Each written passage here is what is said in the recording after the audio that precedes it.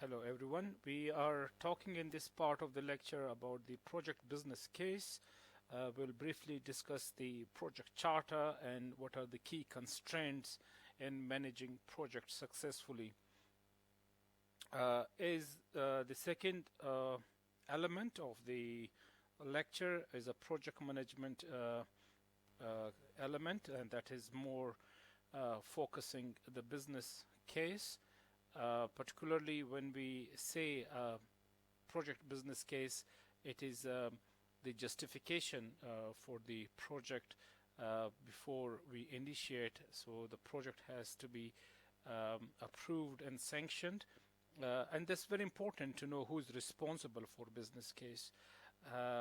Usually it is the misunderstanding that business case is the responsibility of the project manager. No, that's not the case. Indeed, business case is the project owner or the project sponsor are responsible for business case. They basically justify why the project has to be approved, sanctioned, or funded. So the question is the same. We need to think what exactly we mean by business case. What is a project business case?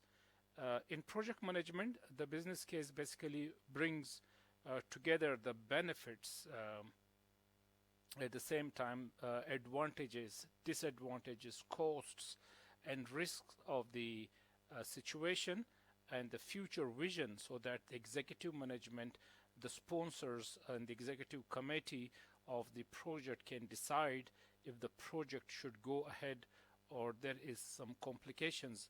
So that means a project business case basically is a set that sets out why we should start our project. So that is basically the reason to justify and answer the question why this project, why that particular project. Which means it gives an analysis of the benefit as well as the cost of making a change to the way things are done and how new things can be brought in the organization within the business domain, which is going to be beneficial. So what benefit will this project bring to the organization? Who will be the key beneficiaries? So the purpose of the business case is to document the justification for undertaking of a project, usually based on the estimated cost, as well as not just the cost of development and the implementation against the risk at the same time, and anticipating or anticipated business benefit and saving to be gained in the best interest of the organization. That's quite strategic when we're thinking to sanction and approve a particular project by the sponsors or the executive committee. That is the business case to answer the question why a particular or certain project to go ahead. Business case is the documents for justification for the project. It is required is basically the fulfill the client needs. We look into the constraints. Is it enough budget available? Do we have realistic time frame for the project to complete? What is the scope with a SMART objective? Is it realistic, specific objective with the time bound? And we need to look for the primary and secondary objective at the same time. What is the fundamental objective of the project? So the business case can guide and help us what to be achieved, what is the primary, as well as there can be some secondary objective at the same time. Options or alternatives can be considered. What's going to be delivered? What are the other possible options? Which project will be more appropriate? What alternatives are there? So that need to be considered.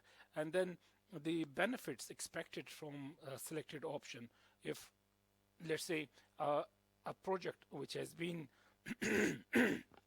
selected to go ahead with the green signal, then it is necessary to find out within the business case what benefit will be achieved from that selected option of the project.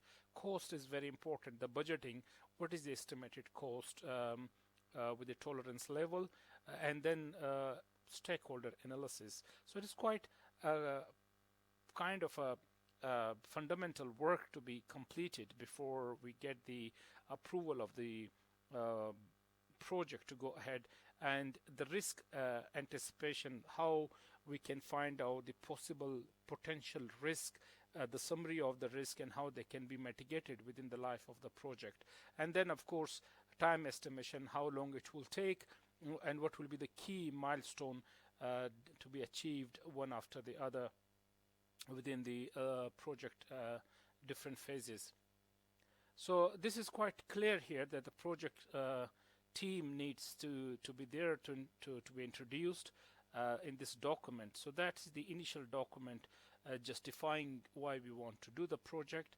And then of course we need to know what the client wants, what is their need, what is the possible constraint, potential risks, and again objective to be smart enough to achieve within time, within scope, as per the set parameter and specification of the project quality. So what makes a good business case? When we look into the business case, it is important, ideally, a good quality business case should demonstrate the following important key elements.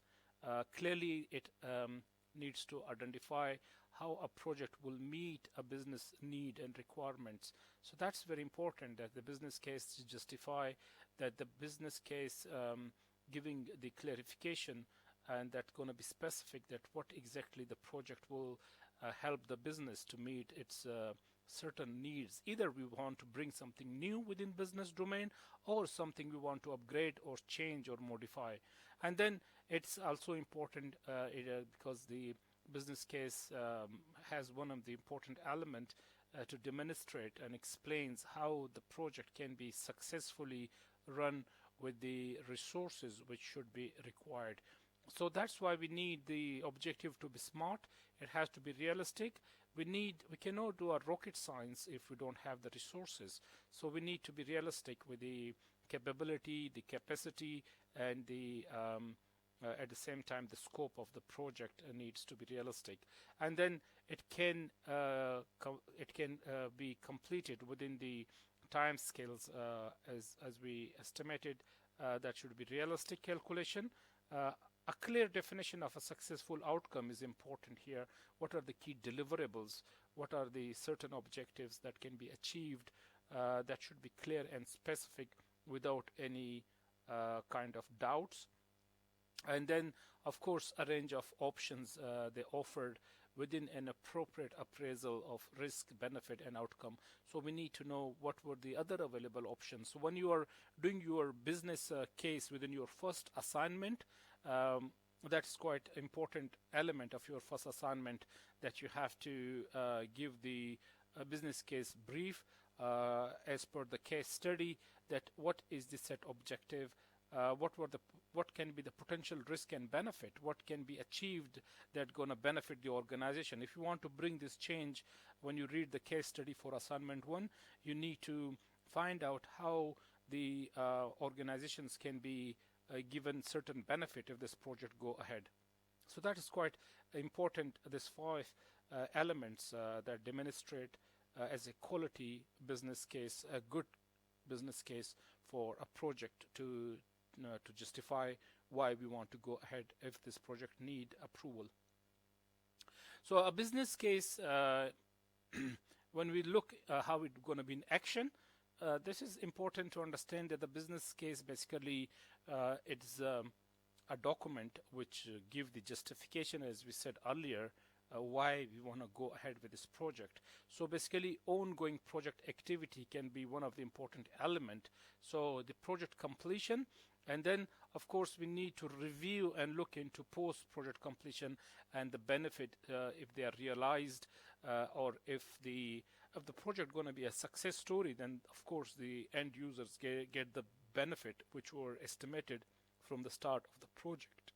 So the ongoing project activity means it can provide kind of a baseline, a measured or estimated or best calculated baseline. This is the estimation against the benefit expected as a result of completing the project. However, the project completion when it's going to be executed and it's going to be completed, it has to provide a point of evaluation for monitoring and control of the project, and that can help identifying any lessons which can be learned for the future projects. That's more important. So that is a business case when it is live in action. So it can give us the number of benefits, and we have number of uses, but not just before starting the project or during the execution, but also by completion. We also need to know by when the project is handed over to the end users. So we need to review and find out the business case can then define a measurement which can then be used in an evaluative context. An organization can use this for future development to see what was anticipated, the baseline, the estimated benefit to achieve, and what is in real life when the project is handed over for end users, if they are achieved or not. So we also have a video clip which is already uploaded on the Week3 folder. You can watch and hear the clip in your own time about business case and why it is important to justify the benefit to be realized during and after the project. Other than business case, we're going to talk today about the charter. So another name for business charter, sometime we call it project, sometimes it is called project brief, or sometimes it is called project mandate. So if you are given a certain project, so you need to know what is the mandate of the project. So you basically want to know what is a charter. So it is the first project document to be developed once you have identified the challenge, and it is written before you go to work within the project team or project as a project manager. For project initiation document, we call it PID. However, the charter and project brief, we know that the project management body of knowledge guide, if you look into the 3rd edition, it defines project charter as a document issued by the project initiator or the sponsor or the owner of the project that formally authorize the existence of a project and provide the project manager with the authority to apply organizational resources, allocated resources, assign and allocate and deploy resources to project activities, basically. However, the project charter is the statement of a scope, objectives, and people who are participating in a project. So that's quite give a clear idea to the project manager how much resources are available and allocated to deliver or complete certain project. It begins the process of defining the role and responsibilities of those participants and outlines again the objective and goals of the project. That's very, very important. So when we look to the brief, project brief and the charter, project charter, we need to know what's going to be included as a key resources and what team, either the team is allocated or you have to choose, and then who are participating within that project as a key stakeholders. So the project brief at the same time provides a brief of the overview of the project, and it is mainly written for the project board. It is used to provide a full and firm foundation for initiating a project, and it is created in the starting up a project process by the project manager. So it is something which can be created as a part of the initial document for project initiation. The project charter or the project brief, when we say, basically it provides a canonical reference for answering to the following key questions in the context of certain project. We answer WH questions, become like a master plan for the project. What project output? That is the question we need to achieve. What is the certain objective? What the project want to achieve? Why certain benefit to be achieved? who will get the benefit out of it, who are the beneficiaries, why this is required at certain time or in the certain organization, for example. And then along with the WH questions, how the project approach, how it will be delivered, how the project will be decomposed, the work breakdown structure, when we convert the project and decompose it, who will be the key stakeholders, both internal and external, and the potential risk has to be further breakdown to find out what are the risks and how to be mitigated the risk, what is the risk assessment, and then answer for when the project has to be kicked off, when is the schedule approved, how long it will take, what are the key milestones and major deliverables if we are applying Prince2 methodology, for example, and how these milestones or deliverable will be achieved one after the other or side by side, how long it will take. That's more important. So we need to know we don't just need to know the WH questions in the charter or the project brief to initiate a project initiation document, which become like a master plan, because planning is quite important for any project to be executed. So before execution, if this charter is prepared with the initiation document, so that's going to answer all WH question. So that basically help us to prepare the formal terms of the reference. So the project manager, the project team, they get a prepared document that formal terms of reference for the project is prepared. So that's basically what is it that you as a project team or manager expect the project to produce, and what is the project scope. That is more important, what you want to achieve out of the project, what is the scope of the project, including what the project does not include. So you need to know what is included and what is excluded. So that is giving quite a clear document in written form to know the project to go ahead.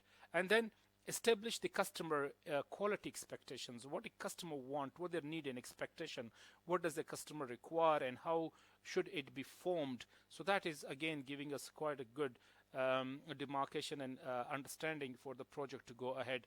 But again, establishing the acceptance criteria for the project is quite like a contract to make sure that what exactly the customer is expecting and what is the criteria for acceptance, what is the set quality, how we can assure to be achieved, who are the key stakeholders. So that's what will the customer or the key stakeholder expect from the project to achieve, and not accept as the criteria just for success, but it is again very important for the stakeholder to accept the project to be handed over.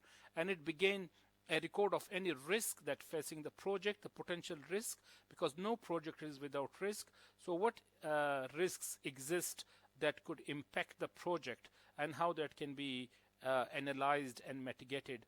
And then we are looking to ensure that there is an outline business case based on the information provided and initial project mandate as part of the project brief. So the project charter, or we can say the project brief, basically what does it contain? It contains the rationale for the project, that is the justification, that's most like the business case, why the project need to be there, what the benefit can be achieved, and then what the key objective of the project. So no project is there without at least one objective. So there will be primary or secondary objectives. So we need to figure out and find out what are the key objectives in the project to be achieved. The role within the project team, who is doing what, how you make sure to apply, for example, a RACI metric here to develop a project team, and you know who's who in the project and who is responsible and accountable for who's going to lead different team. Depends again how big is the project, how complex is the project, then we can accordingly develop project team or teams and project team leaders. The proposed benefit of running the project and how the benefit will be measured, that's more important. What is the mechanism to do so, and the scope of the project, that's what exactly what does the project gonna cover and what is not available to be included, and then looking to the constraint, the challenges in the form of budget pressure, time pressure, or other elements which may impact on the benefit to be realized or achieved by end of the project. we are looking to see the dependencies upon other project or external organization. So what will be the other challenges, how the project will be dependent on certain resources, or maybe some third party involvement or external forces, even including the authorities, for example, the legislative sponsors, funding organization, how the project will be depending on some maybe skilled stakeholders or key team members. They are involved in other projects simultaneously or at the same time, and maybe equipment, machinery, material. There are a number of other dependencies we can consider. And then this should also contain giving information what initial risks and constraint to be relevant. We should know the complete table with the potential risk. They are identified in the start of the project as a brief document. Who the project stakeholders are likely to be, both primary and secondary. We need to know both internal and external stakeholders, and by applying the stakeholder matrix, that who is more influential and powerful within as a key stakeholder within or outside the organization of the project. What will be the key product or products, for example, or we can say what will be the key milestones or key deliverable. So if it is a we are using project management methodology, we usually see what's going to be delivered, our key deliverables through work breakdown structure. But if it is more Prince2 methodology, so we may be preferring to use PBS as a product based down structure rather than work breakdown structure. So what are the key product and parts of the product to be achieved or delivered in the project? The time scale using the critical path method and Gantt chart, for example, to estimate the time for each activity. When we have WBS, work breakdown structure, then we need to know how the time will be estimated and ordering of the deliverables one after the other or side by side, and then how much resources need to be anticipated for the project, and how much each deliverables or the milestone will consume, how much resources will be required in different nick of time during the life of the project. Any tolerance and constraint for the project products or different work or deliverables, that's more important, the absorption capacity, if there is a lead time or there is no tolerance at all. And then of course the lesson learned by different section of the organization or industry in different project. So how we can get the project development as the Harvey Miller 4Ds. So we particularly looking for the defining the project, and then designing the project, and then how it's going to be delivered or how going to be doing it, and then how to develop for future use, the key lesson to be learned to apply and avoid the same mistake in future. So there can be constraint in project. There are key challenges within the project. Project constraints are basically limiting factors for a project, any certain particular project, and this constraint can impact maybe the quality of benefit to be delivered or overall project success, for example. Some people they may consider and they say there are many constraints. There may be up to 15, 19, 20 different constraints to be considered, including the resources as a constraint, manpower, right skilled people, different equipments can be a pressure, methodology, the method we're going to apply, which is the more right methodology. That is one of the key decision to make before we start the project, and if it's not the right methodology, going to be a constraint. Again, of course, the stakeholder involvement, communication with the stakeholders, quality assurance, and how do you keep customers satisfied, that's going to be quite a constraint. So project constraints are anything that restricts or dictates the action of the project team particularly, and that's going to be limiting. That's something we cannot be achieved if the resources are not adequate or they are not as they are required at a certain time of the project life. The three primary constraints that project manager or the project team they should be much familiar with and they must be considering all the time is time, scope, and cost. So we call it a triangle of the project management that are frequently known as a triple constraint, and we can see in this graphical illustration that they are the triangle with the time, scope, and cost going to be three major constraints to be considered by a project team or project manager. However, when we think about the constraint, we basically looking at the definition of a constraint is something that imposes a limit or restrictions or that that can prevent something from during the life of the project to happen. We have number of constraints, as we said, there can be as many as you consider, depend on the size and nature of the project, but they can threat or they can use kind of a force to prevent, restrict, or dictate the action maybe through other people. So how we can get the project constraint that makes life difficult if they are not properly addressed in the project life cycle. So any internal or external restrictions that may affect a project outcome become a serious constraint. However, it can be internal project constraint or it can be internal corporate constraint based on the organization objective. Depend if the organization is quite project oriented organization. So take the example of a bank or any kind of, for example, a software company. They have so many projects day in, day out. So within the organization, there can be shortage of right resources to be deployed on different projects. So how we can tackle this challenges to ensure as a project manager that the resources are available when they are needed and certain time of the project. Otherwise, it's going to be quite a big challenge and constraint. External constraint exposed by the outside parties. They can be coming from environmental, political, economical, and so many other factors that's not within the organization but coming from the outside world, including social constraint going to be a problem if people, general public is not in favor of the project. So how to tackle and handle it? It becomes sometimes potential risk as a constraint. So to remember the 6 key constraints, sometime we think about a CREB quest, which is cost, risk, benefit, quality, scope, and time. So other than the 3 which we discussed in the previous slide, time, scope, and cost, we also think risk, benefit, and quality. So quality is the 4th one, and then risk and benefit. They're going to be quite common constraint within a project.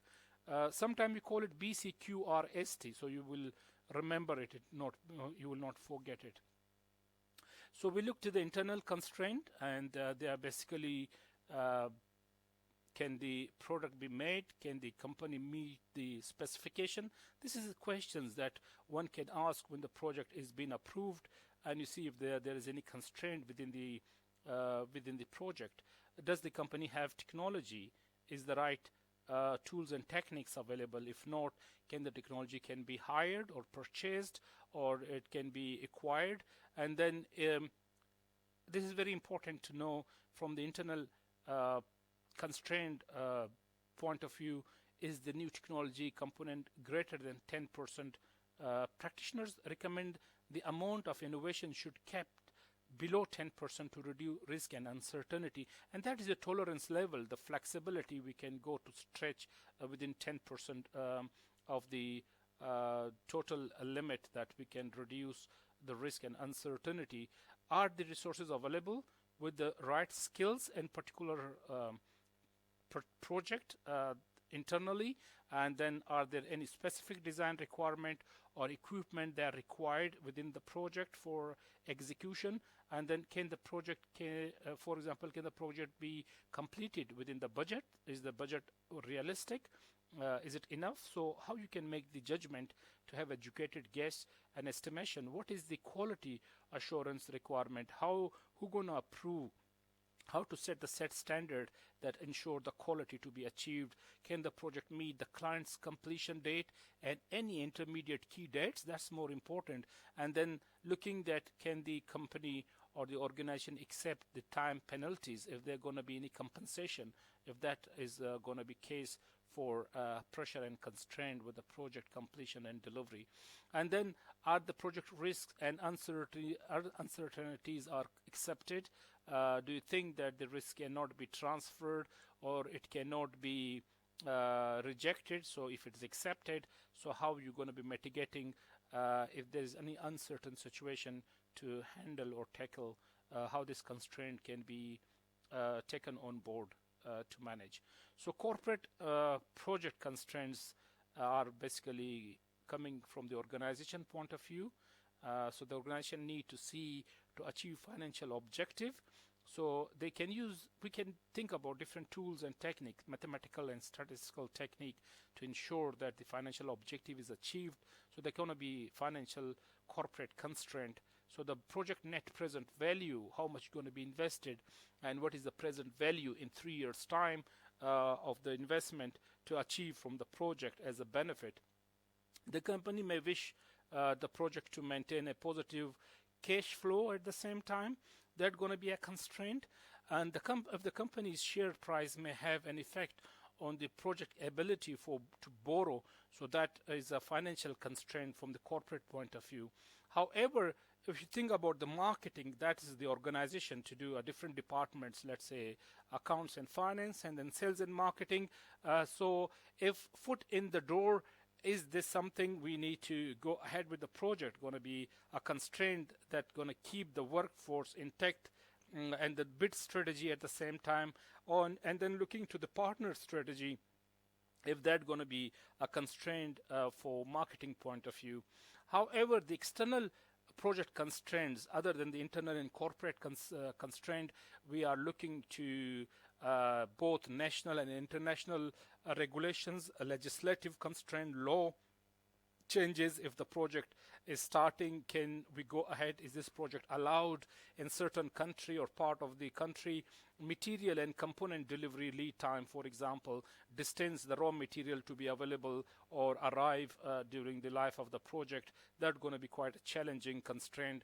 Environmental issues, governmental legislation, carbon emission, for example, noise, traffic, pollution, so pressure group activities, social pressure group, media, for example, how you're going to deal with this kind of constraint as a project team, market forces, supply and demand curve at the same time, the shortage of different material at certain nick of time, and political unrest going to be quite a serious challenge. It's most or less like pastel or staple analysis to look into the political, economical, social, at the same time technological, environmental and legislative factors. Constraints or construction site in a residential area may not be allowed to work. A night shift may be needed or not allowed to do work at the night time because of the noise and people comfort on the noise coming from the construction site, or in some site, if it is more in a populated area, heavy traffic for supply chain or logistics will be a serious constraint. Planning permission, license, permit, clearance, disposal, or recycling the waste, right of way, insurance, they're all going to be quite serious project constraint coming from external environment within any organization. So when we look to the pastel analysis, we know what we mean by pastel analysis. This model can be applied to look to the constraint coming from the external environment within the for the project to deliver. However, we continue our discussion on the discussion forum. When you'll read the second case 3.2, justify information technology, you look to the business case. In the context of this case study, you are looking to justify it given the potential for optimism bias in business case development. How might organization respond to this? So look into the case, read it. We discuss in the workshop session, but please also share your thoughts and ideas on the live online discussion forum. Please also read the chapters from your unit structure on the Brio, the guided unit structure, which give you a clear idea about the third week chapters from your recommended and core textbook. So take care, enjoy your rest of the week, and keep safe. Bye-bye.